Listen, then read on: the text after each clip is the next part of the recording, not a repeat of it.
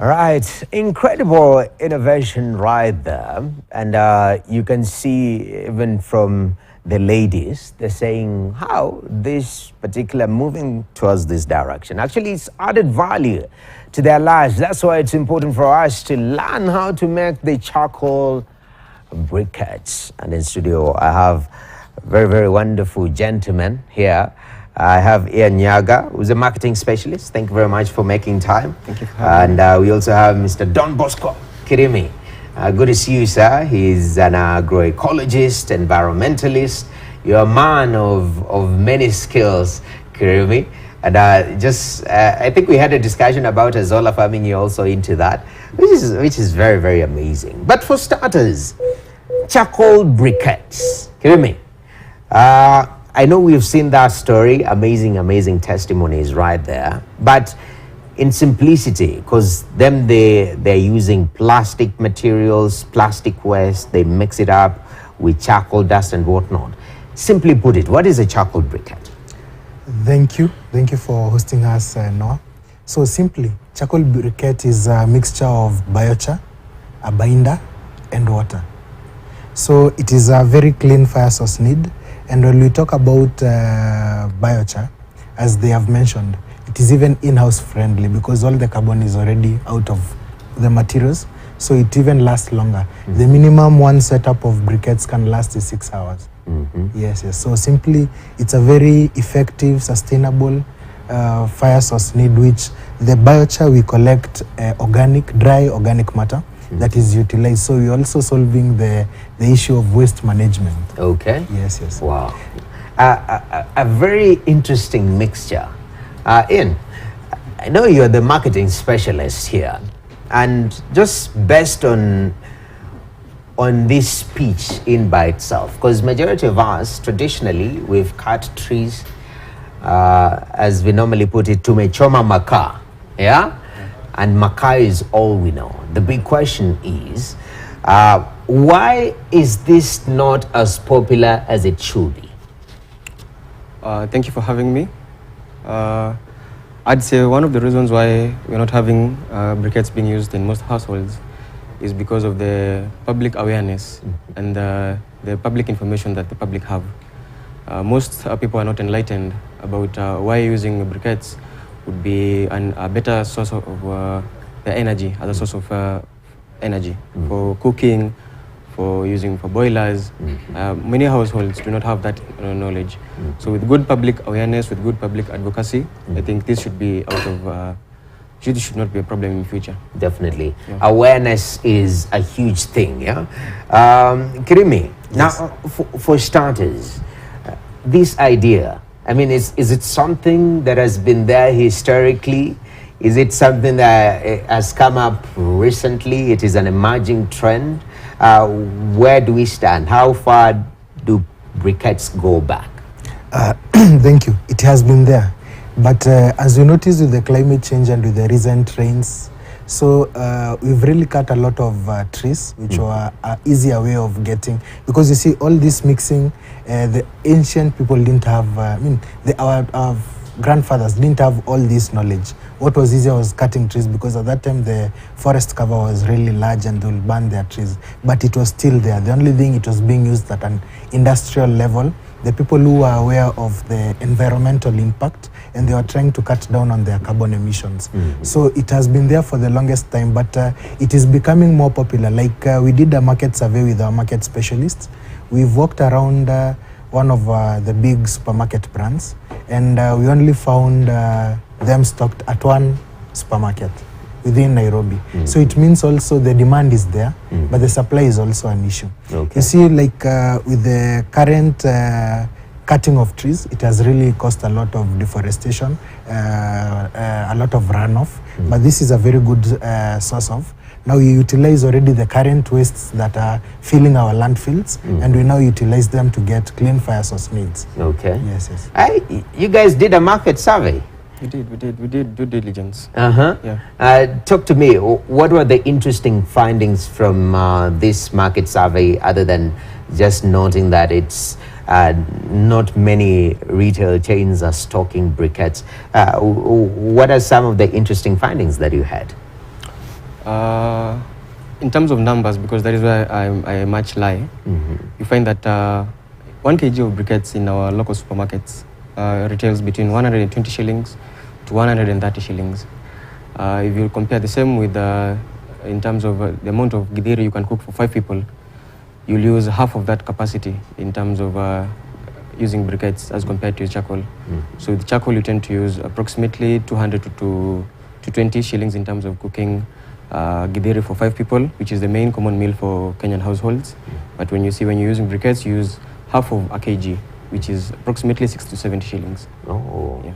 So it makes economic sense. It does, it does. Wow, that's incredible. Kiremi, I mean, just looking, I don't know whether we have the numbers. I know the Economic Survey Report 2024 was released, but still a sizable number of households in this country are utilizing charcoal as a source of power for them to make their daily meals, because that is what is affordable. The next year, I think, is utilization of gas. We start with firewood, charcoal, then gas. I mean, that if at all we are to boost and push the uptake of briquettes, as somebody who makes briquettes, what do we need to do from an individual perspective, but also from a macro perspective? Matters to do maybe a little bit motivation and regulation here and there. Thank you. As per the data of around 2020, the current consumption of Kenya is 2.4 million tons of charcoal. So, and it's calculated that if we're able just to capitalize on just a portion of the 2.4 million tons of charcoal, we're able to reduce our carbon emission while we safeguard the forest.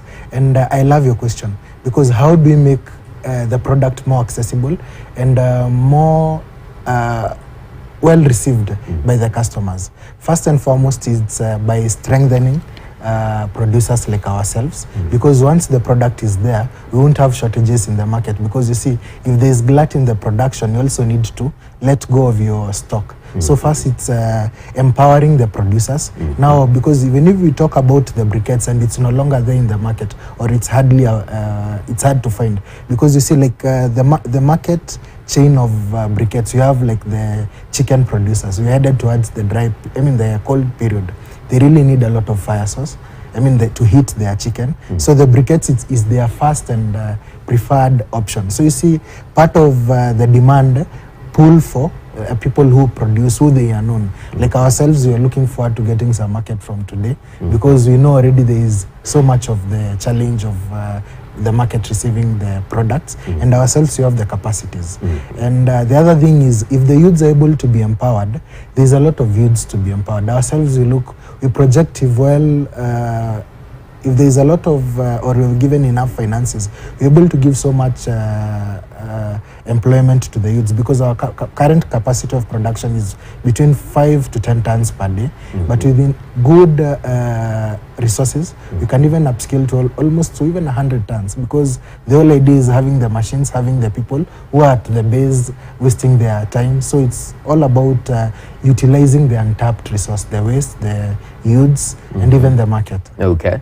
Ian, from a national perspective, because this issue of clean energy is a national conversation that you're having. It's a continental conversation that is there. In terms of the value proposition, I know it's going green. What do you think, if at all, tomorrow Kenyans wake up and they decide that we're going to do and be intentional in regards to replacing our traditional charcoal with briquettes? What will that do to this economy? Currently, if you look at the consumption of charcoal countrywide, 80% is being done in urban areas. 40% of the youth, at least 40%, according to the research we have done, at least 40% are out of mabase. They are chilling out. Yes. But you see, if we are able to get policies in line with empowering us on a national level, we're able to eradicate unemployment from our streets, because this is locally made. We source our people from the ground.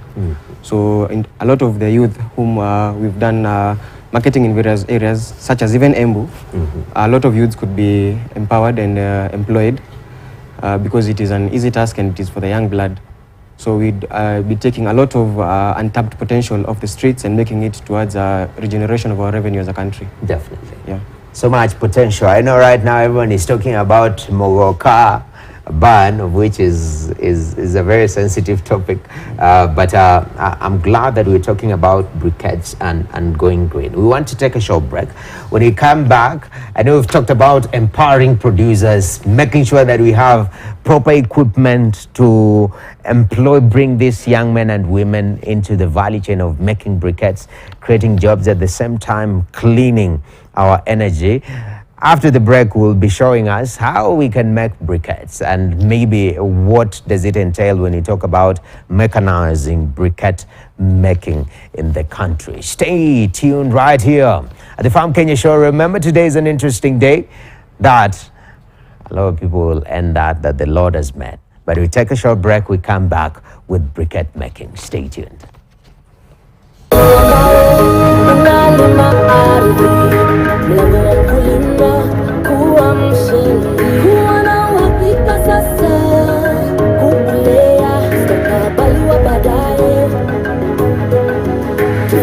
Kazi pamoja na tukue pamoja, kuimarisha Kenya ni jukumu la Farm Kenya.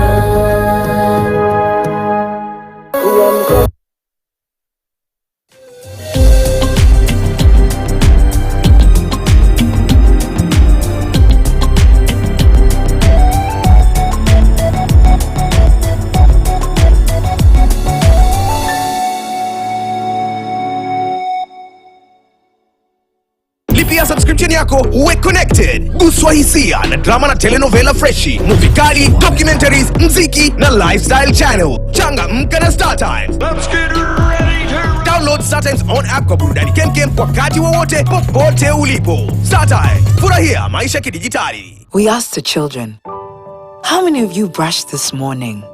And this little boy, his hand didn't go up. And I said, well, why didn't you brush this morning? He said, my brother was using the toothbrush. If I'd waited for him, I would have been late for school. I'm sorry, I get a bit emotional when it comes to that.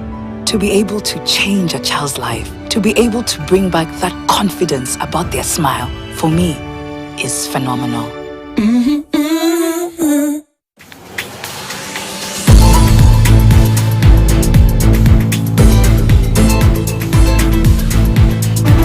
The relationship growing up with my dad it was there, but not very healthy, truthfully. You know, like when he just enters the house, there's just like some tension. I remember, like, you know, you're watching TV, you just hear the gate. I used to be caned or punished almost on a daily. You know, sometimes like just him coming home, looking for some flimsy excuse. You don't remember the name of your uncle, your father's uncle. Go get a cane. You know me, every time I hear stories of fathers who are excellent, I'm like, okay, you are raised by someone like that. Because we've had so many bad stories of bad men that when we hear stories of good men, we are always picking our jaws from the floor. Like, you are raised, they are men like that. It is men that build self-confidence in their children. It is men that break self-confidence in their children. Men emulate for their daughters what a man should be like. For me, what I'd tell my younger self is to be a bit more intentional. That time really flies very fast. One day you're 20, another day you're 40.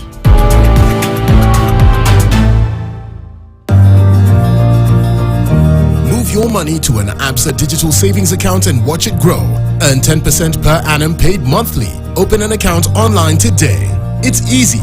Download ABSA Kenya app or visit www.absabank.co.ke to sign up. Start saving consistently and watch your money grow. Let's build your financial future together. Because at ABSA, your story matters.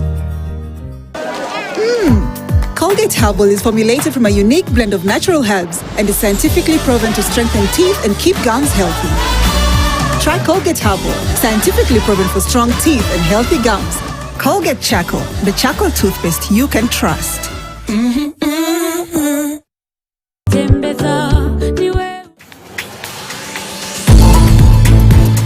Mr. DJ mziki tunangoja, mchelewa mziki tunangoja. Umetuweka na mziki inashika kutoka kwa kanisa na mpaka kila boda. Uko kwa yes ni full vibe, vibe. Uko kwa yes ni full vibe, vibe. Uko kwa yes ni full vibe, vibe, vibe. I say together. Vibe, vibe, vibe, vibe, vibe, vibe.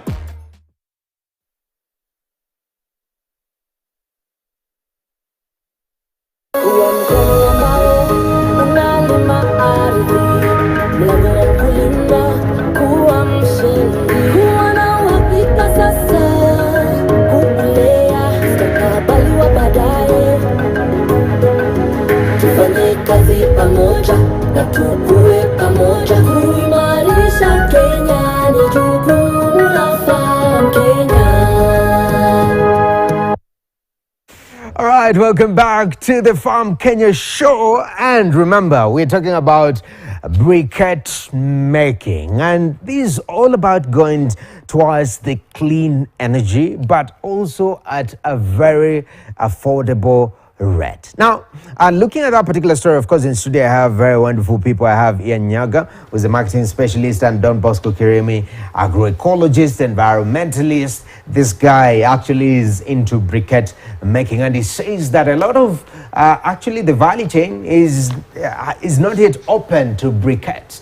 The question is, as we were seeing that story from the ladies in Kakamega, which is quite interesting, one of their concerns was that first of all, the input, okay, what is used to make briquette is getting more expensive by the day. Now, you had described those inputs. Talk to me about the affordability of the component, even as we discuss affordability of briquette is an alternative to charcoal.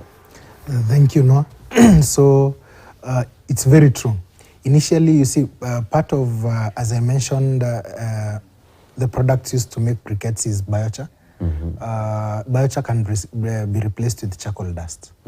Biochar is organic matter, like the prunings of trees, sawdust, rice husk, all this dry matter, dry organic matter. We put them in a kiln. Our kiln is environmental friendly, so it doesn't get all that carbon out. You have a desmoking chamber.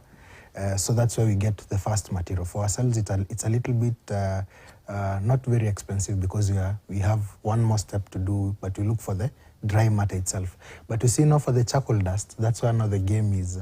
Initially, the owners of the charcoal dust used to know it's going to the shamba and all these other uses. But now there is this rising demand.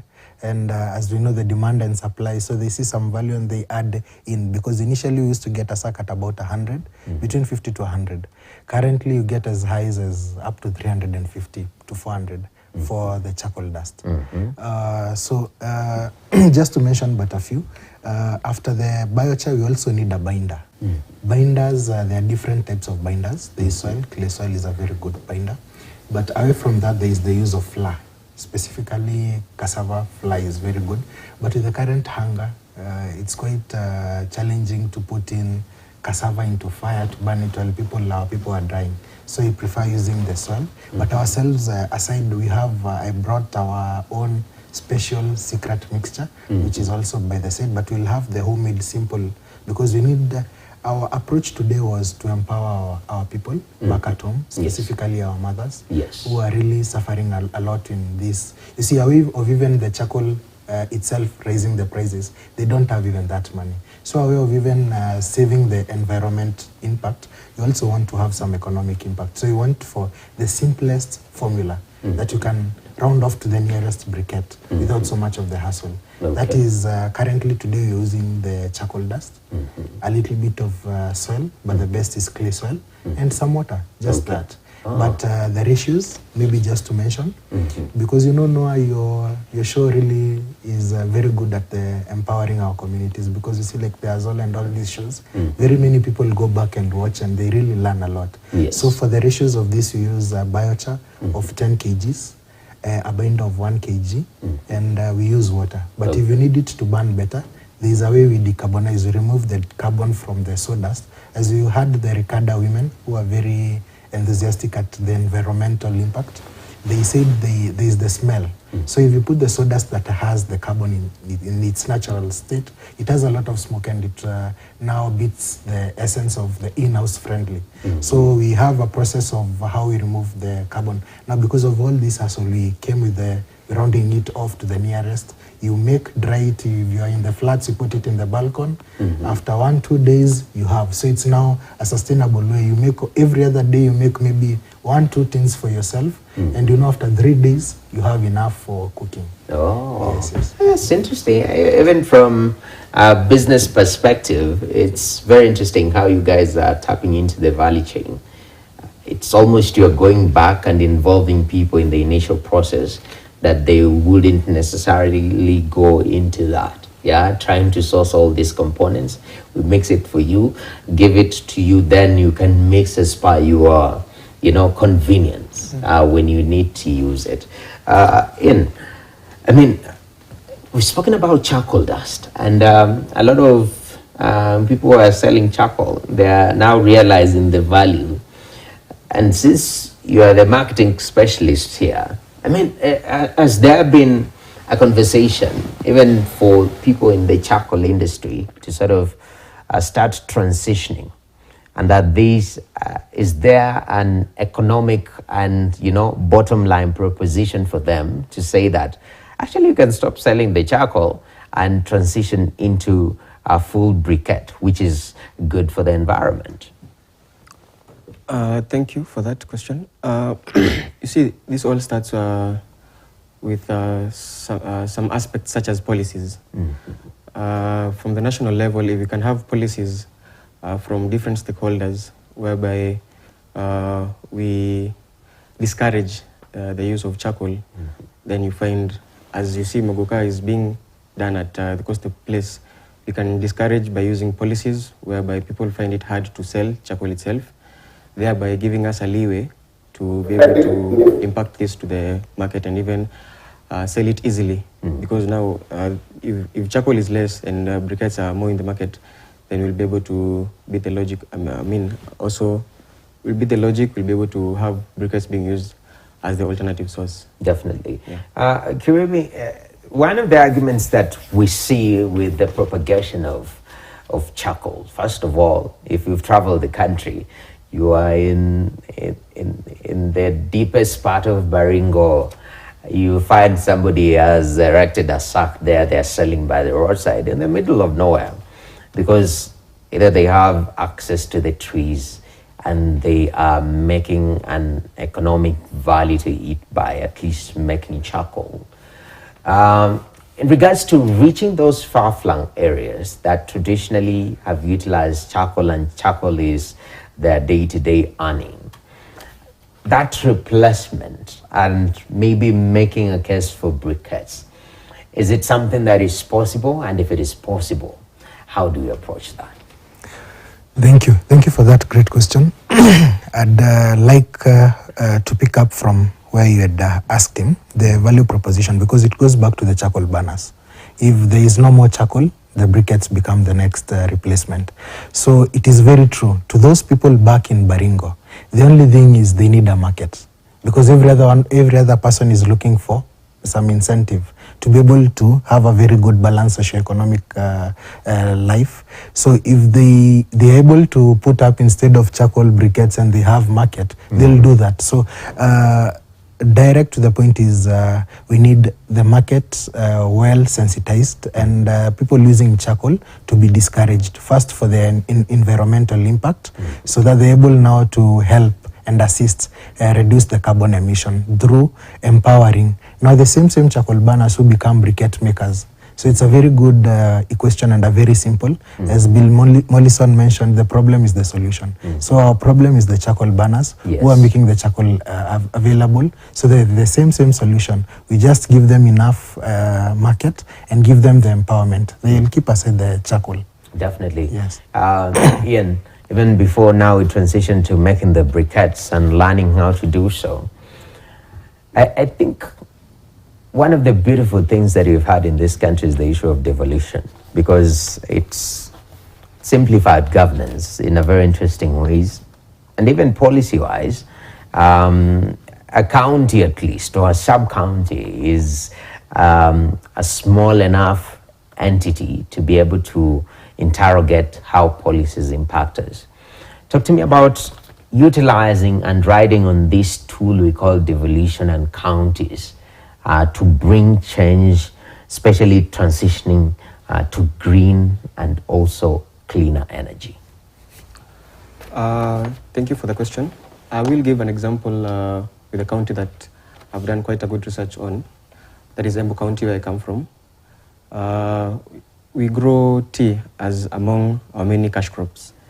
So having stakeholders like the KTDA board and even the county government administration, having them pass policies that require these big industries or companies that process our tea, if you can have them abolish or discourage use of wood fuel, then giving us a leeway to be able to sell to them, then such policies can be able to be attractive even to other companies, whereby in terms of doing their revenue reports, they're able to, in terms of profits, at least once they are able to use this alternative source of fuel, in terms of profits generated, there will be a margin. So this will become even an aspect that other counties may be able to embrace. Definitely. But we just have to start from somewhere. Definitely. Yeah. I'm glad Embu is making strides in that regard. You guys are pushing